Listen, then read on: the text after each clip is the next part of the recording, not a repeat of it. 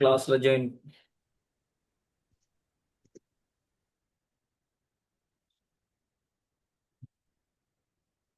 அஸ்ஸலாமு அலைக்கும். வணக்கம் பிள்ளைகள். எங்களுக்கு தெரியும்னா எங்களோட 28 பேஜ்ல தியரி கிளாஸ்ல இன்னைக்கு ஒரு முக்கியமான ஒரு கிளாஸ்ல நாங்கள் சந்திக்க வேண்டாம். நாங்கள் யூனிட் 2 நாங்கள் ஸ்டார்ட் பண்றோம். ஏன்னா யூனிட் 1 தியரி பெறலா போயிட்டு இருக்காங்க, கருவிகள் ஸ்டார்ட் பண்ணியாச்சு. அதோட சேர்த்து நாங்கள் இன்னைக்கு எங்களோட யூனிட் 2 நாங்கள் ஸ்டார்ட் பண்ண போறோம். நான் உங்கள்ட்ட ஆரம்பத்தில் கதைச்ச மாதிரி தான் இந்த யூனிட் வந்துட்டு மிக முக்கியமான ஒரு பகுதி எங்களோட பிசிக்ஸை பொறுத்த வரையில நல்லா விளங்கிக்கணும் ஒரு விஷயத்தை. யாருக்கு மெக்கானிக்ஸ் அதாவது பொறியியல் லேசாகுதோ அல்லது நாங்க லேசா விளங்கி கொண்டு நாங்க அதை பிராக்டிஸ் பண்ணி நாங்க எடுத்துக்கிறோமோ அவங்களுக்கு ஏ லெவல் பிசிக்ஸ் லேசா போய்த்தரும். யாருக்கு மெக்கானிக்ஸ் கஷ்டமாகுதோ அவருக்கு என்ன செய்யுண்டா பிசிக்ஸ் வந்துட்டு முழுமையாக முழு பாடத்திட்டமே வந்துட்டு கஷ்டமாகிற மாதிரி இருக்கும். சரியா? இருக்கிற அழகுகள்ல மிகப்பெரிய ஒரு அழகு இவரு. அதே நேரம் நல்ல இன்ட்ரெஸ்டான ஒரு பகுதி இருப்பார். ஒரு பார்ட் நாங்க முழுமையாக இதுக்குள்ள சக்தி எல்லாம் சம்பந்தமாக நாங்க கதைக்க போறோம். சரி, நல்ல இன்ட்ரெஸ்டான ஒரு பாடம் வரைக்கும். எங்களோட ஃபைனல் எக்ஸாம்ல ஒரு பெரிய ஒரு பகுதியை இவர் உள்வாங்கிட்டு இருப்பார். எஸ்ஐல இருப்பார், ஸ்டாக்ஸ்ல இருப்பார். அதே நேரம் மெக்கானிக்ஸ்ல 12, 14 கேள்விகள் கிட்ட தனிய மெக்கானிக்ஸ்ல மட்டுமே அந்த கேள்விகள் வரப்போறாங்க அவங்களோட ஃபைனல் எக்ஸாமுக்கு. அப்ப இன்னைக்கு தான் நீங்க ஸ்டார்ட் பண்ண போறீங்க. அப்ப இந்த பாடத்தை தெளிவாக என்ன செய்யுங்கன்னா நல்லா விளங்கிடுங்க. நான் மேக்சிமம் இந்த யூனிட்டை வந்துட்டு ஆழமாகவும் தெளிவாகவும் நல்லா விளங்கி கொள்ற மாதிரி நிறைய கேள்விகளின் ஊடாக நாங்க இந்த பகுதியை நாங்க படிக்க போறோம். சரி, எங்களுக்கு எனக்கு நல்ல இன்ட்ரெஸ்டான ஒரு நல்ல பிடிச்ச ஒரு பகுதி இது. ஏன்னா பரந்த ஒரு வீச்சில் அழகா நாங்க என்ன செய்யலாம் கதை பிசிக்ஸே முழுமையா பிடிக்கும் தான் நல்ல மாத்துக்கிறதுல. பட் இந்த யூனிட் வந்துட்டு ஒரு பெரிய ஒரு யூனிட், ஆழமாக நிறைய விஷயங்கள் கதைக்கலாம். ஆனா ஒரு டைப் மாறிட்டு இருக்கும் அப்படியான பகுதி எல்லாம் இருக்குது. அடுத்தது நாங்க இதுல கதைக்கிற விஷயங்கள் எங்களை ஜென்ரலா எங்களை சூழ இருக்கிற நிறைய நிகழ்வுகள் இதுக்குள்ள வரப்போறாரு. பிசிக்ஸ் ரீதியாக அந்த மொழியை நாங்க கதைக்க போறோம். அப்ப அப்படின்ட்டு வரக்க இந்த சப்ஜெக்ட் உங்களுக்கும் பிடிக்கும். இப்ப மெக்கானிக்ஸ் எல்லாம் நீங்க ஸ்டார்ட் பண்ணிட்டீங்கன்னா இனி நீங்க பாக்குற விஷயங்கள் எல்லாம் என்ன செய்வீங்கன்னா அந்த பிசிக்ஸோடய பாக்குற மாதிரி தான் ஃபீல் பண்ணீங்க. அது போக போக விளங்கும். சரி, போக போக விளங்கும். Right, okay. நான் சொன்ன மாதிரி தியரிஸை வந்துட்டு நாங்க கொப்பில தான் கதைக்க போறோம். நான் யூனிட் 1ல டியூட்டோரியல்ஸ் மாதிரி இல்லாமலுக்கு அது தியரிஸ் எல்லாம் வந்துட்டு அதுலயே கதைச்சு ஃபில் இன் த பிளாங்க்ஸ் இல்லாமல் மெக்கானிக்ஸ் அப்படி நாங்க கொண்டு போறதில்ல. சரியா? நிறைய விஷயங்கள் தெளிவாக இன்னும் ஆழமாக கதைக்கணுங்கிறதுக்காண்டி கைப்பட நாங்க மெக்கானிக்ஸ் எழுத போறோம். அடுத்த யூனிட்கள் வரக்க உதாரணம் லைட் எல்லாம் வந்துட்டு ஃபில் இந்த பிளாங்க்ஸ்ல கதைக்கலாம். தேர்ட் யூனிட்ல அப்படியான பகுதிகள் இருக்குது. ஹீட் வந்துட்டு நாங்க இதுல கதைக்க வேண்டி வரும், கொப்பில கதைக்க வேண்டிய அப்படி நான் சில யூனிட்களை வந்துட்டு நாங்க கொப்பிலேயே கதைக்க வேண்டி வரும். சரியா? அப்ப உங்களுக்கு இதுல மெக்கானிக்ஸை பொறுத்தவரையில உங்களுக்கு கிடைக்கிற டியூட்டோரியல்ஸ் கேள்விகளுக்குரிய மட்டும் தான் இது எம்சிக்யூ ஸ்ட்ரக்சர்ஸ் வந்துட்டு அவர் டியூட்டோரியல்ஸ் கேள்விகள் மட்டும்தான் இருப்பாரு. மற்றதெல்லாம் நோட்ஸ் எல்லாம் கொப்பில இருக்கீங்க. அப்போ கொப்பி ஒழுங்கா ஃபாலோ பண்ணிக்கோங்க. Right, okay. தலைப்பு போட்டுக்கோங்க. யூனிட் 2. சரியா? Like unit 2. யூனிட் 2. சரியா? யூனிட் 2 பொறியியல். பொறியியல் மெக்கானிக்ஸ். மெக்கானிக்ஸ்.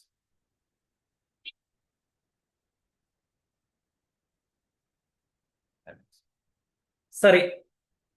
ஆஹ் இந்த பகுதியில மெக்கானிக்ஸுக்குள்ள நாங்க வரப்போற இடத்துல இந்த இடத்துல எங்களுக்கு ஒரு தேவை. நாங்க யூனிட் 1லயும் இது சம்பந்தமாக நான் கதைச்சிருந்தேன், மேலோட்டமா கதைச்சிட்டு அந்த அங்க தேவையான விஷயங்களை நாங்க எடுத்துட்டு போனோம். பௌதிக கணியம். பௌதிக கணியங்கள்ல என்னங்கிறதெல்லாம் நாங்க அங்க எடுத்துட்டு வந்திருந்தோம். பட் இஞ்ச பௌதிக கணியங்கள்ல சில பண்புகளின் அடிப்படையில பகுதிகளாக பிரிக்க போறீங்க. இதுவும் நீங்க சின்ன வகுப்புல கேள்விப்பட்ட விஷயம். பட் நாங்க எழுதினதுக்கு பிறகு இதை நான் ஆழமா கதைச்சுக்கிறேன். இப்ப கீழே எழுதுங்க. முதலாவது ஸ்டார் பாயிண்ட்ஸ் எழுதுங்க. முதலாவது எழுதுங்க ஸ்டார் பாயிண்ட்ஸ். எழுதுங்கடா. எழுதுங்க. பௌதிக கணியங்களை எழுதுங்க. பௌதிக கணியங்களை. பௌதிக கணியங்களை. பௌதிக கணியங்களை. பௌதிக கணியங்களை அவற்றின் இயல்புகளுக்கு ஏற்ப. பௌதீக கணியங்களை அவற்றின் இயல்புகளுக்கு ஏற்ப.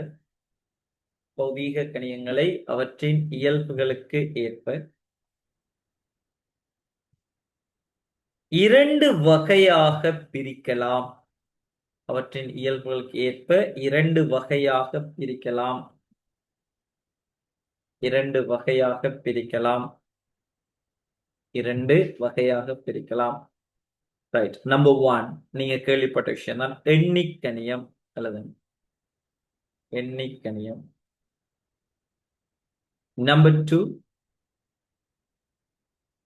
காவிக்கணியம். நம்பர் 2 காவிக்கணியம்.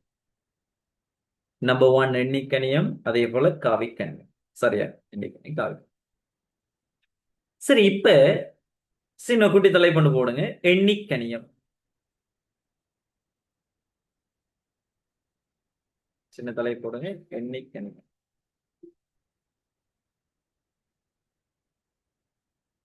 சின்ன தலை போடுங்க. எண்ணிக்கணியம். ரைட். போட்டுட்டு எழுதுங்க. நீங்க கேள்விப்பட்ட விஷயம் தானே, நான் பருமனை மட்டும் கொண்ட கணியம். அது ஏனுங்கிறதெல்லாம் நான் இந்த இடத்துல கதைக்க போறேன். சரி, எழுதி எடுங்க. முதல்ல என்று பார்ப்போம். ரைட். எழுதுங்க. எழுதுங்க. பருமனை மட்டும் கொண்ட எழுதுங்க. பருமனை மட்டும் கொண்ட பருமனை மட்டும் கொண்ட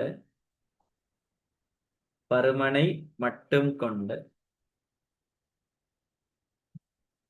பௌதீக கணியங்கள். பருமனை மட்டும் கொண்ட பௌதீக கணியங்கள். பருமனை மட்டும் கொண்ட பௌதீக கணியங்கள். பருமனை மட்டும் கொண்ட பௌதீக கணியங்கள் எண்ணிக்கணியங்கள் எனப்படும். பருமனை மட்டும் கொண்ட பௌதீக கணியங்கள் எண்ணிக்கணியங்கள் எனப்படும். பருமனை மட்டும் கொண்ட பௌதீக கணியங்கள் எண்ணிக்கணியங்கள் எனப்படும். சரி, ஓகே.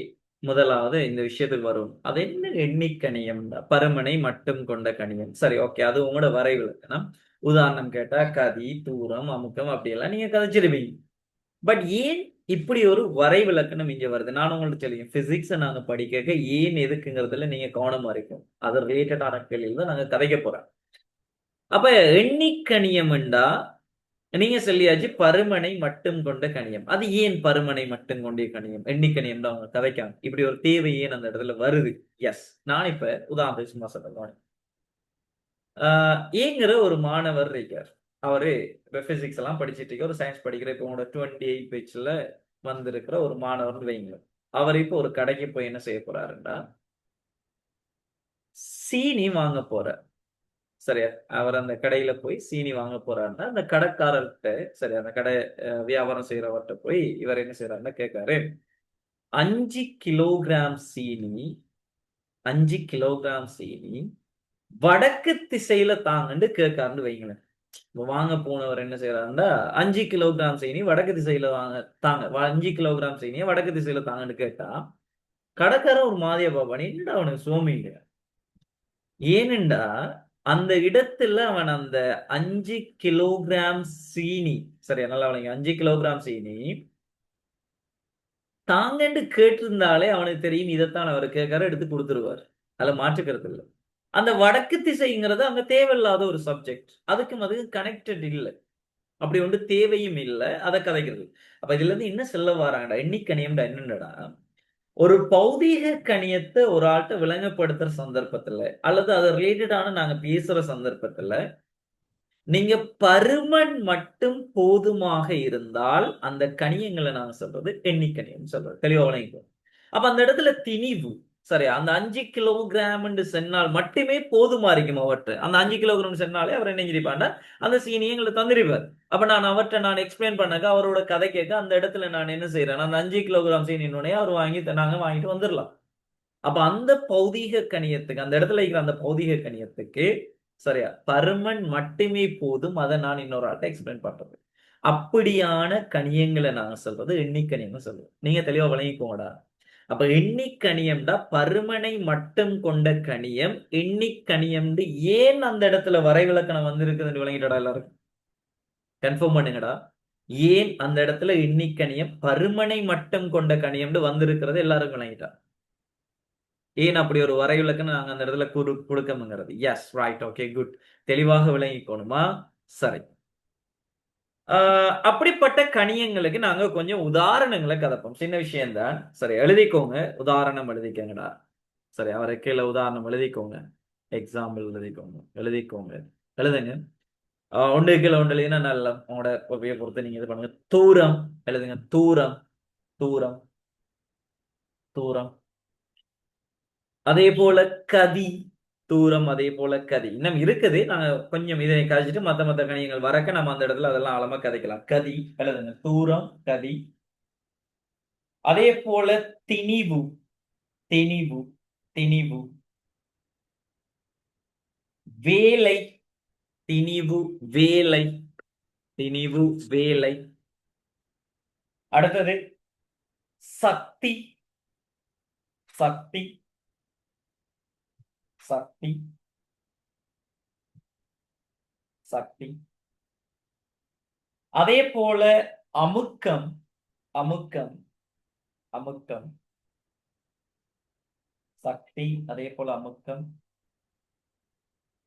அதே போல நேரம், நேரம், நேரம். Right, okay. சரியா? அப்ப எண்ணிக்கணியம்னா அந்த கதை. சரி, இப்ப சின்ன தலை போடுங்கடா. காவிக்கணியம். சின்ன தலை போடுங்க, காவிக்கணியம்.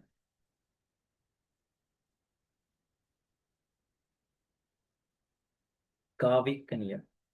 சரியா? காவிக்கணியம். ரைட். இதுவும் நீங்க கேள்விப்பட்ட விஷயம் தான். பட் ஏன் எதுக்குங்கிற விஷயத்த கதை பண்ணுங்க. எழுதுங்க, கீழே ஸ்டார்ல எழுதுங்க. எழுதுங்க, எழுதுங்க. பருமன் எழுதுங்க. பருமன், பருமன். Hello, hello.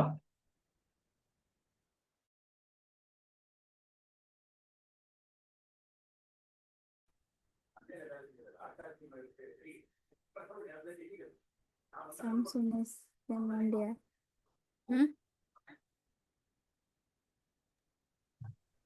சரியா? எழுதுங்க. காவிக்கணியத்துக்கு எழுதுங்க. காவிக்கணியத்துக்கு எழுதுங்க. பருமன் கமா திசை, பருமன் கமா திசை,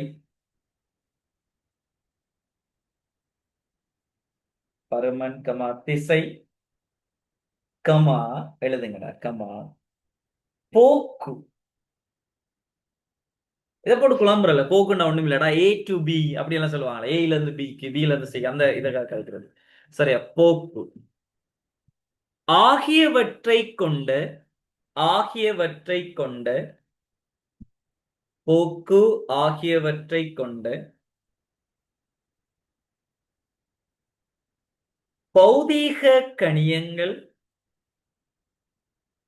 போக்கு ஆகியவற்றை கொண்ட பௌதீக கணியங்கள்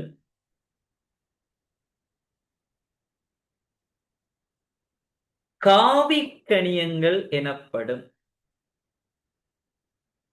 ஆகியவற்றை கொண்ட பௌதீக கணியங்கள் காவிக்கணியங்கள் எனப்படும். காவிக்கணியங்கள் எனப்படும். ரைட். இப்ப நான் சொல்ல விஷயத்தை கவனிங்க. சரி, ஏன் இந்த இடத்துல திசைங்கிற ஒரு சப்ஜெக்ட கொண்டு வந்திருக்காங்க, போக்குங்கிற சப்ஜெக்ட கொண்டு வந்தீங்க? சரி, இதையும் நான் நல்லா பிடிச்சிக்கலாம். இவ என்ன கேஸ்னா, நான் சில விஷயத்துக்கு கவனிங்க. இப்ப ஏங்கிற ஒரு மாணவர் இருக்கார். சரியா? ஏங்கிற ஒரு மாணவர் இருக்கார். ஒரு ஊருக்கு போறாருன்னு வைங்களேன். புதுசா ஒரு ஊருக்கு போறார். போயிட்டு அங்க பிங்கிற ஒரு நபரை சந்திக்கார். பிங்கிற ஒரு நபர். அவரு அந்த பிங்கிற நபர் இருக்கிற அந்த ஊர்ல ஒரு பிரபலியமான ஒரு பாடசாலை இருக்குது. அந்த பாடசாலையை நான் பேரை சொல்றேன், சீன்னு எடுத்துக்கிறேன். அந்த பாடசாலை சி. சரியா? ஒரு பிரபலியமான ஒரு பாடசாலை. இப்ப அந்த ஏங்கிற நபர் போய் முதலாவதாக பிங்கிறவரை சந்திக்கார். அவரு அந்த பாடசாலையை மையமாக கொண்டு இப்ப அவர் என்ன செய்யறாருன்னா, அவர் வீட்டு அட்ரஸ் கதைக்க போறார். இவர் கேட்கார், உங்களோட வீடு எங்க இருக்கு? ஏங்கிறவர் கேட்காரு மீட்டு, உங்களோட வீடு எங்க இருக்கு? அவன் சொல்றான், சீங்கிற பாடசாலையில இருந்து ஒரு 80 மீட்டர் இடப்பேச்சுல எங்கட வீடு இருக்குது. 80 மீட்டர் விடுங்களேன், சரி, ஒரு 20 மீட்டர். ஒரு 20 மீட்டர் பக்கத்துல தான், 20 மீட்டர் இடப்பேச்சு தூரத்துல, 20 மீட்டர் இடப்பேச்சு தூரத்துல பாடசாலை சீல இருந்து 20 மீட்டர் இடப்பேச்சு தூரத்துல எங்கட வீடு இருக்குது என்று கதைச்சிட்டார். கதைச்சிட்டா அவர் போய்த்தார். இப்ப ஏங்கிறவர் என்ன செய்யறாருன்னா, இந்த சீங்கிற பாடசாலை கிட்ட போய்த்தார். ஃபேமஸான ஒரு இடங்கிறதால அதை லேசா கண்டுபிடிச்சாச்சு, போயாச்சு. போயிட்டு இப்ப பாடசாலையோட கடப்புல இருந்து யோசிக்காரு, அடே 20 மீட்டர் இடப்பேச்சு எங்கள திசையிலடா. இஞ்சால ரோட் போகுது, இஞ்சால ரோட் போகுது, நேருக்கு ஒரு ரோட் போகுது, இந்த ஷேப்ல இந்த ஷேப்ல ரோட்லாம் போயிட்டு இருக்கு. இப்ப எந்த ரோட்டால நாம போறது? இங்கிற ஒரு பிரச்சனை அங்க வருது. அதோட இப்ப நல்லா கவனிங்க. இப்ப இந்த இடத்துல அவர் அந்த பௌதிக கணியத்தை எக்ஸ்பிளைன் பண்ணக்கு அந்த வீட்டை அவர் கண்டுபிடிக்கிறதுக்கு அவர் கொடுத்த தகவல் எங்களுக்கு போதாது.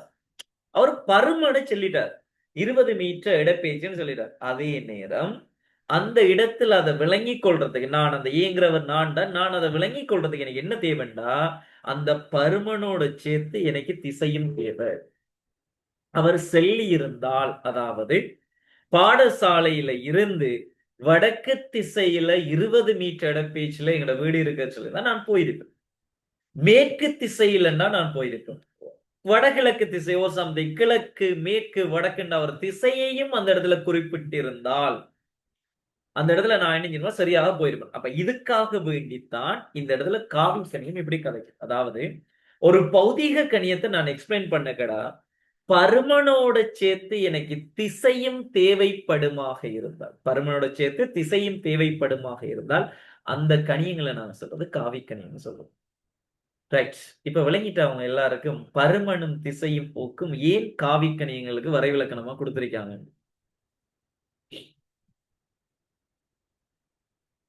விளங்கிட்டாடா? மது நான் பேசுறேன்.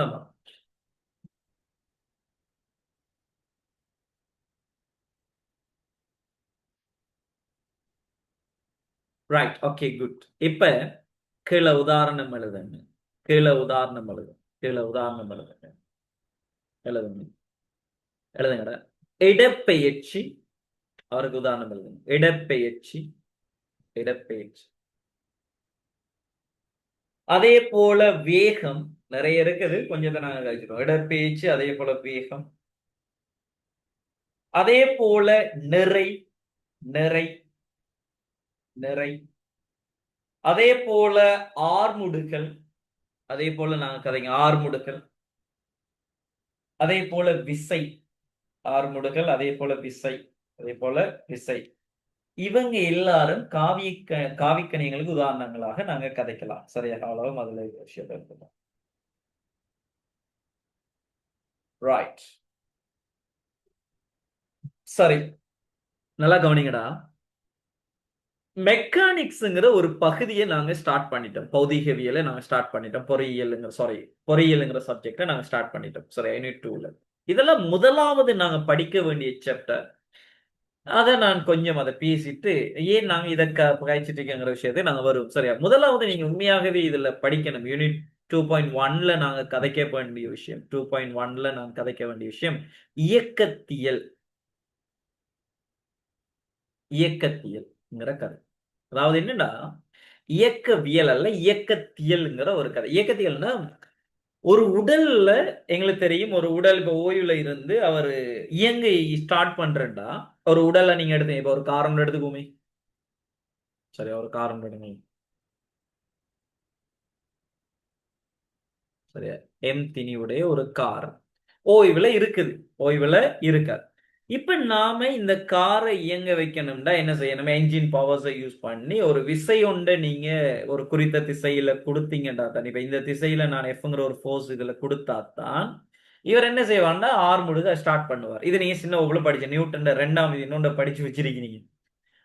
அங்க இருக்கிற ஆர்முடுகள் வந்துகிட்டு எஃப் சமன் எம் இப்படி ஒரு சமன்பாடை வச்சு ஏ சமன் எஃப் ஓவ எம் எடுத்து, சரியா, துணிக்கு இந்த ஆர்முடுகளானது விசைக்கு நேர்வீத சமனாகவும் திணிவுக்கு நேர்மாறு வீத சமம் என்றெல்லாம் நீங்க என்ன செஞ்சு வச்சிருக்கீங்க? நியூட்டன் 2ஆம் விதின்னு படிச்சு வச்சிருக்கீங்க. ஃபைனல் எக்ஸாம்ல ஏ லெவல்ல இதெல்லாம் எழுதி விட்றாங்க. இதெல்லாம் பிடிச்சி நியூட்டன் 2ஆம் விதியோட நீங்க ஓ லெவல்ல படிச்ச விதியை பிடிச்சி எழுதி விடுறல, பச்சப்பில் மார்க்ஸ் தர மாட்டாங்க. சரியா? அப்ப அதுல எல்லாம் கவனமா இருக்கு. நீங்க நாங்க நியூட்டன் உண்மையா அவர் என்னத்தை கதைச்சாருங்கிறத நாங்க இங்க கதைக்கப்போம். அவன் சொல்லி வச்சிருக்கேன், இப்போதைக்கு அதை சொல்லி பயப்படுறதில்ல. சரி, அதெல்லாம் ஆழமா சின்ன விஷயங்கள் தெளிவா பிடிச்சிக்கலாம். உந்த மாற்று வீதமானது அழுத்திய விசைக்கு நேர்வீத சமனாகவும் அழுத்திய விசையின் திசையில் இருக்குங்கிறதா நீங்க 2வது நியூட்டன் விதி. சரி, அதுக்கு நீங்க இப்படி ஒரு சமன்பாடு எழுதி, இதுக்கு நீங்க இப்படி எல்லாம் வச்சு சமன்பாடு வச்சு நீங்க ஒரு ஏதோ ஒரு மாதிரியா நோமலா சின்ன பிள்ளைகள் தானே ஓ லெவல் படிக்கிறது, அந்த அந்த வயசுக்கு அந்த இதுக்கு புரியுற மாதிரி உங்களுக்கு இப்படி ஒரு சமன்பாடு என்ன செஞ்சிருக்காங்க, எழுவாய் மாற்றி வச்சு அங்க நேர்வீத சமன் கதையை கழிச்சு வச்சிருக்காங்க. ரைட், அவ்வளவுதான். நல்ல விஷயம். ரைட், இப்ப நான் பாருங்க, இந்த இயக்கத்தியலுங்கிற இந்த சப்ஜெக்ட்ல நாங்க என்ன இப்ப எனக்கு தெரியும், இப்ப இந்த துணிக்கை ஓய்வுல இருந்து இந்த கார் ஓய்வுல இருந்து வேகத்தை அதிகரிக்கணும், அதுக்கு ஒரு விசை ஒன்று நீங்க கொடுக்கணும். ஆர் முடிக்கினா தான் வேகம் அதிகரிக்கணும் படிச்சிருப்பீங்க நீங்க. அதுல மாற்றுக்கிறது இல்லை, அதான் கதை. ஆனா இயக்கத்தியல்ல நம்ம என்ன செய்வோம்டா, அந்த உடலின் திணிவையும் அந்த உடலில் தொழிற்படுற விசையையும் கருத்தில் கொள்ளாம அந்த உடல் அடையக்கூடிய இடப்பெயர்ச்சி, அந்த உடல் அடையக்கூடிய வேகம், ஆரம்ப வேகம், இறுதி வேகம், நேரம், இடப்பெயர்ச்சி, ஆர்முடுகள், இவங்களுக்கு இடையிலான தொடர்புகளை படிக்கிற சப்ஜெக்ட் தான் இந்த இயக்கத்தியல். தெளிவா இருக்கணும். அந்த இடத்துல நாங்க விசையையும் திணிவையும் கருத்தில் கொள்ள மாட்டோம். விசையையும் திணிவையும் கருத்தில் கொள்றது இயக்கவியல்னு ஒரு சப்ஜெக்ட் வரும். பின்னால நாங்க படிப்போம். மெக்கானிக்ஸ்ல இதுலயே படிப்போம் நான். சரி, அந்த பகுதியிலேயே நாங்க அடுத்த பாயிண்ட்ஸ் அதெல்லாம் நாங்க படிப்போம். அடுத்த தலைப்புகளா. அப்ப 2.1ல இயக்கத்தியல் தான் படிப்போம். ஆனா தெளிவா விளங்கிக்கணும். நீ இயக்கத்தியல் எடுத்தாலும் சரி, எந்தெந்த சப்ஜெக்ட் எடுத்தாலும் சரி, இனி காவிகள், எண்ணிகள் தொடர்பான தொழிற்பாடு மெக்கானிசம் அங்க தேவை. அதுக்காக வேண்டித்தான் நான் என்ன செய்ய போறேன்டா, 2.1 இயக்கத்தியலை ஸ்டார்ட் பண்ணாம காவிகள் தொடர்பான, எண்ணிகள் தொடர்பான இந்த கணித செய்கைகளை, அவங்க தொடர்பான அந்த மெக்கானிசம் ஒர்க்குகளை நாங்க என்ன செய்யணும் பார்த்துட்டு இந்த இயக்கத்தியலுக்கு வர போறோம். அப்ப தெளிவா விளங்கி.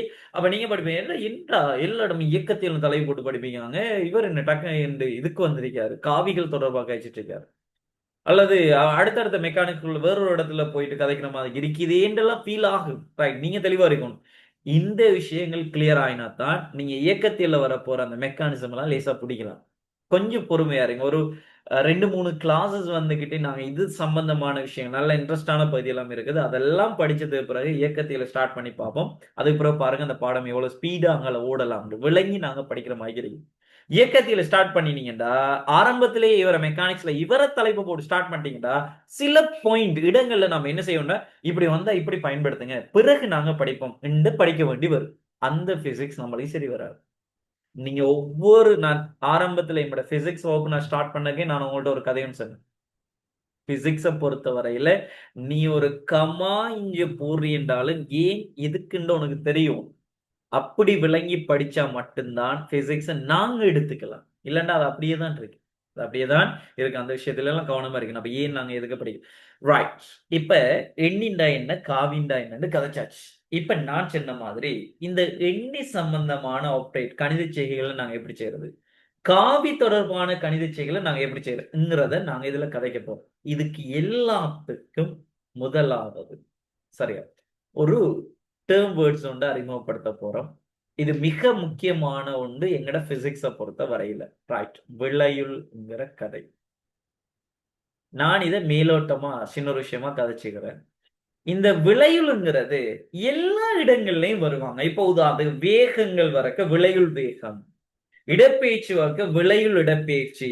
சரி, ஓகே, இதெல்லாம் விடுங்களேன். நீங்க ஓ லெவல்ல எலக்ட்ரிசிட்டி எல்லாம் படிச்சிருப்பீங்க. அங்க தடைகள் தொடராக தொடுத்தால் விளையுள் தடை எப்படி காண்ற, சமாந்தரமாக தொடுத்தால் விளையுள் தடை எப்படி காண்ற, திணிவு மையங்கள்ற விளைவுள் எப்படி வரும், ஈர்வை மையங்கள்ற விளைவுள் எப்படி வரும், மின்னோட்டங்கள்ற விளைவுள் எப்படி வரும். இப்படி விளையுளுங்கிற கதை எல்லா இடங்கள்லயும் வருவான். எல்லா பாயிண்ட்லயும் அந்த விளையுள் விஷயங்கிறது, விளையுள்ற சேர்மானம், வில்லைகள்ல வரும் லைட்ல பல வில்லைகள் சேர்ந்து 2 வில்லைகள் சேர்ந்து உருவாக்குற சேர்மான வில்லை, விளையுள் வில்லை. இந்த குவியம் என்னன்னா கழிவு.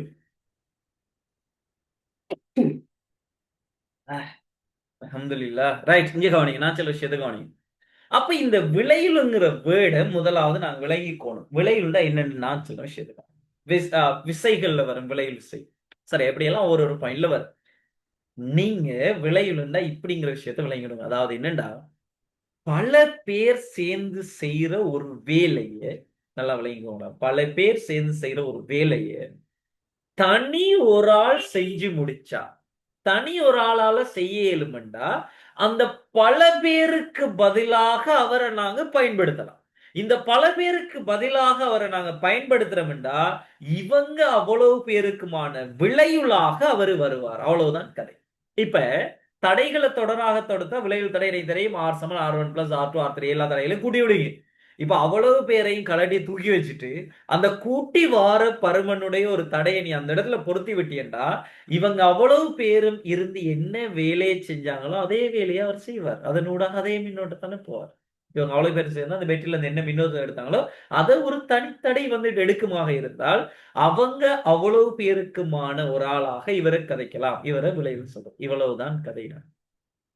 இதை வச்சு பாருங்க உங்களோட மெக்கானிக்ஸ் எப்படி பில்ட் ஆக போகுது. இந்த விளைவுங்கிற ஒரு பதம் ஒரு சொல்ல வச்சு எப்படி கனெக்ட் ஆக போகுதுங்கிற விஷயத்த நல்லா விளங்கிக்கோங்க. சரியா? ரைட். நான் இந்த இடத்துல காவிங்கிற ஒரு பேரை விசைக்கு நான் பயன்படுத்திட்டு வரேன். காவி. இப்ப நீங்க இடப்பெயர்ச்சிக்கும் இது பொருந்தும், வேகத்துக்கும் இது பொருந்தும், ஆர்முடுகளுக்கும் பொருந்தும். அதெல்லாம் பிரச்சனையே இல்லை. காவிக்கு நீங்கள் எல்லாத்துக்கும் பொருந்துவாங்க. அதுல எல்லாம் மாற்று கருத்தே இல்லை. சரியா? பட் விளையுள்ள நான் இந்த சப்ஜெக்டுக்குள்ள கதைக்கிறதுக்காக நான் விளையுள் விசைண்டு கதைக்க போறேன். அந்த விசைண்டு நான் பிரதியிடுற இடங்கள் எல்லாம் உங்களோட மைண்ட் காவிகளையும் அப்படியே மைண்ட்ல கொண்டு வாங்க. அவ்வளவுதான். சரி, அவ்வளவுதான் அதுல இருக்கிற விஷயம். ரைட். இப்ப தலைப்பு போடுங்கடா. தலைப்பு போடுங்க. விளையுள் என்று தலைப்பு போடுங்க. தலைப்பு போடுங்க. விளையுள். தலைப்பு போடுங்க. விளையுள். விளையுள் போடுங்க. எழுதுங்கடா. கீழே ஸ்டார்ல எழுதுங்க. கீழே ஸ்டார்ல எழுதுங்க. கீழே ஸ்டார்ல எழுதுங்க. விளையுள் போடுங்க. நான் கதைச்ச விஷயம் தானே, அதை என்ன உங்களை விளங்கலாம். எழுதுங்க. ஒன்றுக்கு மேற்பட்ட எழுதுங்க. ஒன்றுக்கு மேற்பட்ட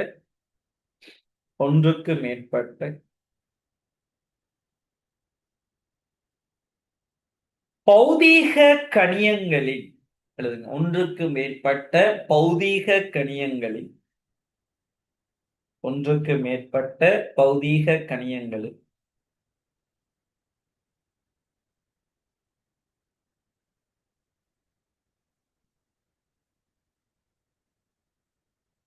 ஒன்றுக்கு மேற்பட்ட பௌதீக கணியங்களில் கூட்டுத்தொகை ஒன்றுக்கு மேற்பட்ட பௌதீக கணியங்களின் கூட்டுத்தொகை அவற்றின் விளையுள் எனப்படும். அவற்றின் விளையுள் எனப்படும். அவற்றின் விளையுள் எனப்படும். சரியா? அவங்க அவ்வளவு பேருக்கு பதிலாக பயன்படும். அதையும் நான் அதுல மென்ஷன் பண்ண போறேன். சரியா? ஒன்றுக்கு மேற்பட்ட பௌதிக கணியங்களின் கூட்டுத்தொகை அவற்றின் விளையுள் எனப்படும். சரியா? அடுத்த வரியில அல்லது என்று போட்டு எழுதுங்க. அடுத்த வரியில அல்லது என்று போட்டு எழுதுங்க. எழுதுங்க. நமக்கு அது விஷயம் எழுதுங்க. பல பௌதீக கணியங்களுக்கு பதிலாக பல பௌதீக கணியங்களுக்கு பதிலாக பல பௌதீக கணியங்களுக்கு பதிலாக பிரதியிடக்கூடிய பல பௌதீக கணியங்களுக்கு பதிலாக பிரதியிடக்கூடிய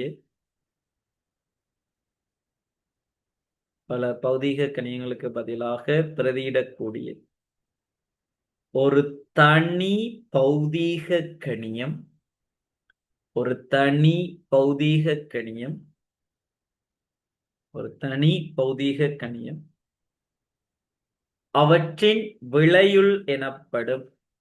தனி பௌதீக கணியம் அவற்றின் விளையுள் எனப்படும். விளையுள் எனப்படும். ரைட். சரி, ஓகே. அப்ப எங்களுக்கு தெரியும்டா, நல்லா விளங்கிக்கோங்க. பௌதீக கணியங்களை ரெண்டு வகைப்படுத்தலாம். ஒன்று காவி கணியம், இன்னொன்று எண்ணி கணியம். விளையுள்ளுண்டா பௌதீக கணியங்கள்ன்ற கூட்டுத்தொகைன்னு சொல்லியாச்சு. பல பேருக்கு பதிலாக பிரதியிடக்கூடிய ஒரு ஆள். அப்ப பௌதீக கணியங்களை கூட்டக்கு நாங்க ரெண்டு வகையாக ஆப்ரேட் பண்ண வேண்டி வரப்போகுது. ஏன் ரெண்டு வகைன்னு நீங்க சொல்றீங்க? ஏனென்றா எண்ணிக்கணியங்களும் இருக்காங்களே, பருமன் மட்டும் கொண்ட கணியங்கள் இருக்கீங்க. அப்ப அவங்கள கூட்டக்க நாங்க என்ன செய்யணும்? ஒரு விதமாக இப்ப அவங்கள கூட்டுற மாதிரி காவிகள் எல்லாம் கூட்டலாமான்னு கேட்டா இல்ல. அங்க பருமன் மட்டும் கூட்டப்பட்டது. இங்க காவிகள் திசையோட கதைக்கணும். பருமனும் இருக்குது, திசையும் இருக்குது. அப்ப ரெண்டு பேரையும் ஒரே முறையில நாங்க என்ன செய்யல, கணித செய்கைகளை மேற்கொள்ள இயலாதுங்கிற விஷயம் அதுல தெளிவாக இருக்கும். ரைட். இப்ப தலைப்பு போடுங்க. சின்ன தலைப்பு போடுங்கடா. பௌதீக கணியங்களை கூட்டல். தலைப்பு போடுங்க. பௌதீக கணியங்களை கூட்டல்.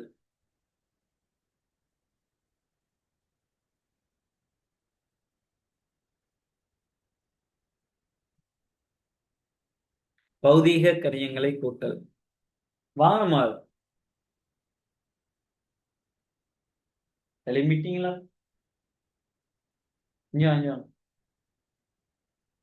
எழுப்பிட்டீங்களா? பௌதீக கணியங்களை கூட்டல். சரியா? ரைட்.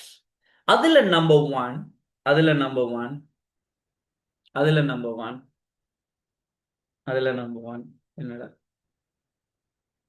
அதுல நம்பர் ஒன் எழுதுங்க. எண்ணிக்கணியங்களை கூட்டல். எண்ணிக்கணியங்களை கூட்டல். சரியா? நம்பர் 1 எண்ணிக்கணியங்களை கூட்டல். எண்ணிக்கணியங்களை கூட்டல். எண்ணிக்கணியங்களை கூட்டல். ரைட். கீழ எழுதுங்க ஸ்டார்ல. நம்பர் 1 எண்ணிக்கணியங்களை கூட்டல்ல கீழ ஸ்டார்ல எழுதுங்க. சும்மா சின்ன ஒரு கதை தானே. அது எங்களுக்கு வலிமையான தெரிஞ்ச விஷயம். எழுதுங்க. எண்ணிக்கணியங்கள் எண்ணிக்கணியங்கள் எண்ணிக்கணியங்கள் பருமனை மட்டும் கொண்டவை என்பதால் எண்ணிக்கணியங்கள் பருமனை மட்டும் கொண்டவை என்பதால்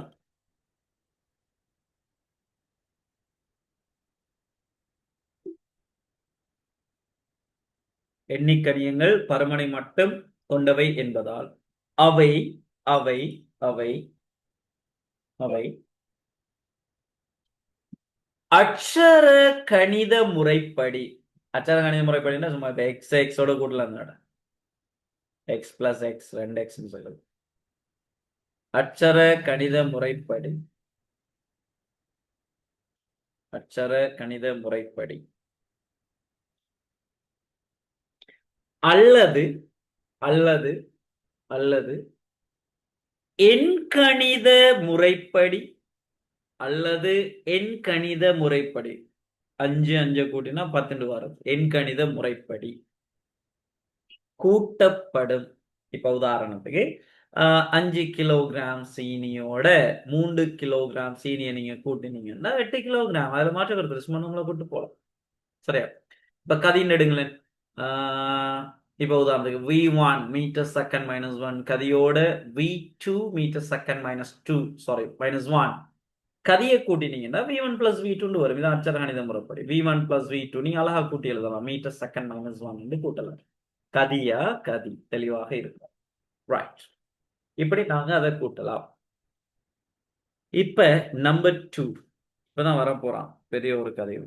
நம்பர் 2 எண்ணிக்கணியம் கூட்டலுங்கிறதெல்லாம் பெரிய ஒரு இஷ்யூ இல்லை. அதெல்லாம் சும்மா நம்மளா நம்ம இவ்வளவு காலமா அதான் செஞ்சோம். கிரேட் 3ல எல்லாம் கிரேட் 3 4 எல்லாம் இருக்குன்னு நினைக்கிறேன். கிலோகிராம் கிராம் அதெல்லாம் கூட்டுற கதையெல்லாம் அது சும்மா நம்மளா கூட்டு போகலாம். என்னமால அப்படித்தானே? ரைட். ஓகே. சரி. நம்பர் 2 காவிக்கணியங்களை கூட்டுதல்.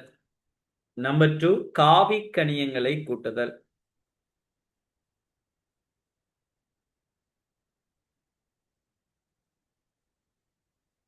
காவிக்கணியங்களை கூட்டுதல்.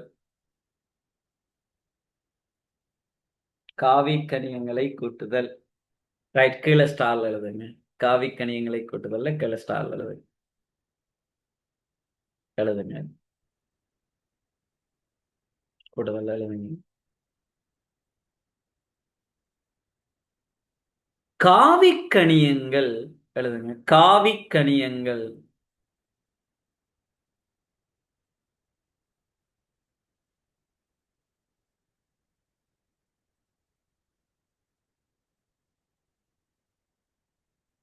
சரியா?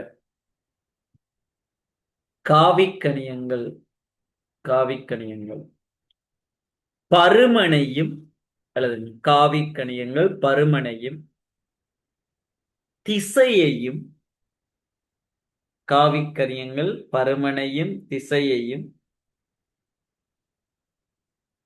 போக்கையும் கொண்டது என்பதால் வைக்கணும். போக்கையும் கொண்டது என்பதால் போக்கையும் கொண்டது என்பதால் எண்கணித முறைப்படி எண்கணித முறைப்படி எண்கணித முறைப்படி கூட்ட முடியாது. கூட்ட முடியாது. அந்த முடியாதுங்கிறத ஹைலைட் பண்ணுங்க. அப்ப என்ன செய்யணும் தான் அடுத்த கதை நாங்க கதைக்கிறோம். சரியா? எண்கணித முறைப்படி இவரை நாங்க கூட்ட இயலாது. ஏன் கூட்ட இயலாது? இது பருமனோட சேர்த்து இவர்ல திசையும் இருக்கிறதால இவரை நாங்க கூட்ட இயலாது. இவரை நாங்க கூட்ட இயலாது. ரைட். அடுத்த ஸ்டார் எழுது. இவற்றை கூட்ட இவற்றை கூட்ட இவற்றை கூட்ட இவற்றை கூட்ட இவற்றை கூட்ட பின்வரும் 2 விதிகளுள் இவற்றை கூட்ட பின்வரும் இரண்டு விதிகளுள் இவற்றை கூட்ட பின்வரும் இரண்டு விதிகளுள் ஏதாவது ஒன்றை ஏதாவது ஒன்றை ஏதாவது ஒன்றை ஏதாவது ஒன்றை இரண்டு விதிகளுள் ஏதாவது ஒன்றை பயன்படுத்துதல் வேண்டும். ஏதாவது ஒன்றை பயன்படுத்துதல் வேண்டும். ஏதாவது ஒன்றை பயன்படுத்துதல் வேண்டும். தொடர்ந்து அவை அவை தொடர்ந்து அவை கீழே உரோம இலக்கம் உண்டு எழுதுங்க. உரோம இலக்கம் எழுதுங்கடா. காவி இணைகர விதி. காவி இணைகர விதி. நம்பர் 2 காவி காவி கூட்டல் விதி. காவி இணைகர விதி. நம்பர் 2 காவி கூட்டல் விதி. காவி இணைகர விதி, காவி கூட்டல் விதி. இதுல எதுண்டாலும் ஒரு விதியை நாங்க அப்ளை பண்ண போறோம். எல்லாத்தையும் கதை பண்ணாங்க ஆழம் அழகா என்ன செய்யலாம், ஒரு விதியா இன்னொரு விஷயம் எல்லாம் நாங்க கதைக்க போறோம். அவசரம் இல்லை. காவி இணைகர விதி, உரோமிலகரங்கு, காவி கூட்டல் விதி. சரி, இதை அப்ளை பண்ணினா விலைகளை உடனே கூட்டி எடுத்துடலாமான்னு கேட்டா இல்ல. இதை அப்ளை பண்ணிட்டு அந்த விலைகளின் பருமனை காண்றதுக்கு நாங்க இன்னொரு வேலை செய்யும். ரைட், கீழே அடுத்த ஸ்டார் பாயிண்ட்ஸ் எழுதுங்க. அடுத்த ஸ்டார் பாயிண்ட்ஸ் எழுதுங்க. இவ்விதிகளின் மூலம் இவ்விதிகளின் மூலம் இவ்விதிகளின் மூலம் எழுதுங்க. இவ்விதிகளின் மூலம் பெறப்பட்ட இவ்விதிகளின் மூலம் பெறப்பட்ட இவ்விதிகளின் மூலம் பெறப்பட்ட கூட்டுத்தொகையின் கூட்டுத்தொகையின் இவ்விதிகளின் மூலம் பெறப்பட்ட கூட்டுத்தொகையின் அல்லது அல்லது அல்லது விளையுளின் பருமனை கணிப்பதற்கு கூட்டுத்தொகையின் அல்லது விளையுளின் பருமனை கணிப்பதற்கு விளையுளின் பருமனை கணிப்பதற்கு பின்வரும் தேற்றங்களின் பின்வரும் தேற்றங்களின் பின்வரும் தேற்றங்களின் ஏதாவது ஒன்றை ஏதாவது ஒன்றை பயன்படுத்துதல் வேண்டும். ஏதாவது ஒன்றை பயன்படுத்துதல் வேண்டும். ஏதாவது ஒன்றை பயன்படுத்துதல் வேண்டும். அதுல நம்பர் 1 அதுல நம்பர் 1 அதுல நம்பர் 1 பைதகரஸ் தேற்றம் எழுதுங்க. பைதகரஸ் தேற்றம். அதுல நம்பர் 1 பைதகரஸ் தேற்றம். நம்பர் 1 பைதகரஸ் தேற்றம். Number 2 number 2 number 2 number 2 number 2 cosine cosine தேற்றம். கோசைன் ஒன்றும் கோசைனை யூஸ் பண்றது. கோசைன் தேற்றம். நம்பர் 2 கோசைன் தேற்றம். ஆமா, ஃபுல்லா படுத்துட்டீங்க. பயிரவைக்கு கோசைன் தேற்றம். கோசைன் தேற்றம்.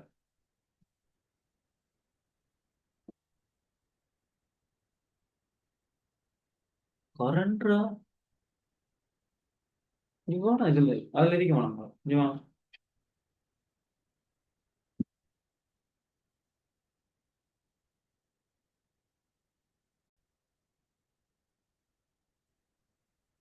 இவ்வளவு விஷயங்களும் இதுக்குள்ள நாங்க கதைக்க போறோம். சரி, அப்ப ஒரு காவிக்கணி எங்களை கூட்டலுக்கு எங்களுக்கு இவ்வளவு தேவை. அப்ப காவி என்ன செய்யலாது, எண்ணிய போல கூட்ட இயலாது. சரி, எண் கணித முறைப்படினா இப்ப 5 5 கூட்டி 10 வாரம் ஆகி அப்படி 5 கிலோகிராம் 3 கிலோகிராம் கூட்டி எல்லாம் எடுக்கல. இப்ப 3 மீட்டர் இட பேச்சு 2 மீட்டர் இட பேச்சுட்டா 3 2 கூட்டி என்ன செய்யலாம், 5 மீட்டர் இட பேச்சு நேரடியா நாங்க கொடுக்கல. அங்க கூட்டக்கு நாங்க இடப்பெயர்ச்சியோட திசையெல்லாம் பார்க்க வேண்டி வரப்போகுது. அப்படி பார்க்குற டைம்ல, அப்ப காவிகள கூட்டக்க நீங்க நேரடியாக அப்படி என்ன செய்யலாம்? எண்கணித முறைப்படி கூட்டிடலாம்னா, அப்ப என்ன செய்யணும்னா, அதுல 2 முறை. ஒன்று விசை இணைகரம் விதிய யூஸ் பண்ணி நாங்க என்ன செய்யலாம்னா, இந்த கூட்டல, விளைவுல கண்டுபிடிக்கலாம். விளைவுல என்ன செய்யலாம்? அப்ளை பண்ண எடுக்கலாம். அல்லது காவி கூட்டல் விதின்ற ஒரு சப்ஜெக்ட் இருக்கு. அத பயன்படுத்தி என்ன செய்யலாம்னா, நீங்க கூட்டல கொண்டு வரலாம். ஆனா, இவங்க 2 பேரையும் அப்ளை பண்ற டைம்ல டக்குன்னு என்ன செய்யாதுன்னா, உங்களுக்கு நேரடியாக விளைவில் உள்ள பருமனங்க எல்லாம் வராது. திசைகள அப்ளை பண்ணலாம். ஓ. திசைகள நாங்க என்ன செய்யலாம்னா, அதுல குறிச்சு எடுத்துக்கலாம். அத வச்சுட்டு, திரும்ப அதுல பருமன கண்டுபிடிக்கிறதுக்கு நாங்க என்ன செய்ய வேண்டி வரும்டா, அடுத்த தேற்றத்த நாங்க யூஸ் பண்ணணும். ஒன்று பைதகரஸ் தேற்றம் யூஸ் பண்றது. இன்னொன்று கோசைன் தேற்றம். பைதகரஸ்னா நாங்க கதைச்ச நேரத்துல உங்களுக்கு தெரிஞ்ச விஷயம் தானே. செம்பக்கத்தின் வர்க்கமானது ஏனைய 2 பகுதிகளே 2 பக்கங்களின் வர்க்கங்களின் கூட்டுத்தொகை சமன்.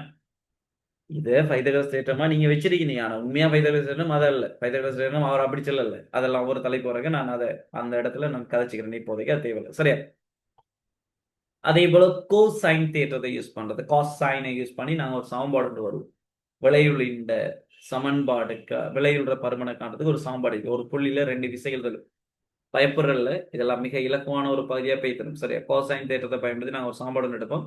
R வர்க்கம் சமன் P வர்க்கம் Q வர்க்கம் 2PQ cos தீட்டான்னு வரும் ஒரு சமன்பாடு.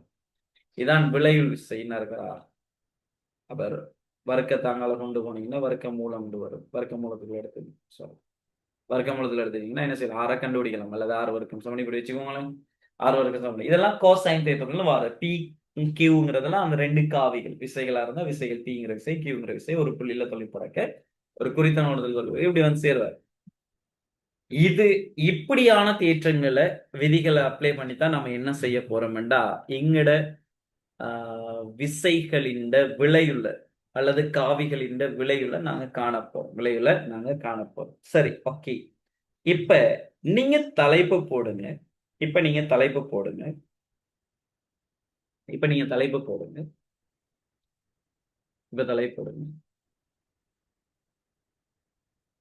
காவி காவி இணைகர விதி. நான் சின்னதானே விசைன்னு கதைக்க போறேன். அந்த இடத்துல பிரதியிட காவி. அதை நான் இதுல காட்டுறேன். சரி, அப்படி காட்டுவோமா? காவி இணைகர விதி. இணைகர விதி. அல்லது நான் அதை என்ன சொல்லுவேன்? விசை இணைகர விதி. இந்த தலைப்பு.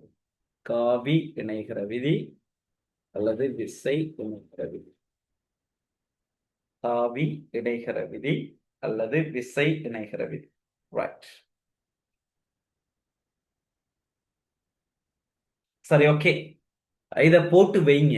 சரியா? இத போட்டு வைங்கன்னா, இது நாங்க ஸ்டார்ட் பண்ண அந்த இணைகிற விதிய நாங்க ஸ்டார்ட் பண்ணினா, அதுல தொடர்ச்சியாக நாங்க நிறைய கேள்விகளை இன்னைக்கு செய்ய வேண்டி வரும். நான் அத அடுத்த கிளாஸ்ல அத நான் கதைக்கணும். அடுத்த கிளாஸ்ல கதைக்கேன். நான் இன்றைக்கு கதைச்சிருக்கிற விஷயங்கள கொஞ்சம் கவனம் எடுங்கடா. திரும்ப ஒரு தரம் அதுல யோசிச்சு பார்த்துக்கோங்க. அல்ல திரும்ப ஒரு தரம் என்ன செய்யுங்க, அத சும்மா நோட்ஸா சும்மா பார்த்து வைங்க.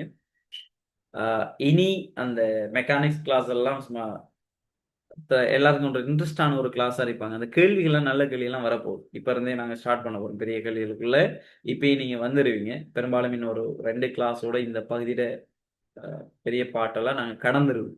என்னதுக்கு அவனை படிச்சோம்ங்கிறத நீங்க விளங்கி எடுத்துருவீங்க. இன்னொரு 2 கிளாஸ் தானே. அது மெயினான விஷயங்கள்லாம் அதுல கதைச்சு விட்டுருங்க. கதைச்சு இதெல்லாம் பாருங்க. பாஸ் பேப்பர் கேள்விகள் எப்படி அதெல்லாம் அப்ளை ஆக போகுது. சரி, ஓகே. மிச்சம் இருக்கிற கதைகளோட இன்ஷா அல்லாஹ் நாங்க அடுத்த கிளாஸ்ல நாங்க சந்திப்போம். நாளைக்கு நான் அந்த நேரத்த கொஞ்சம் கூட எடுத்துக்கிறேன். சரியா? Right, okay. சந்திப்போம் இன்ஷா அல்லாஹ் அடுத்த கிளாஸ்.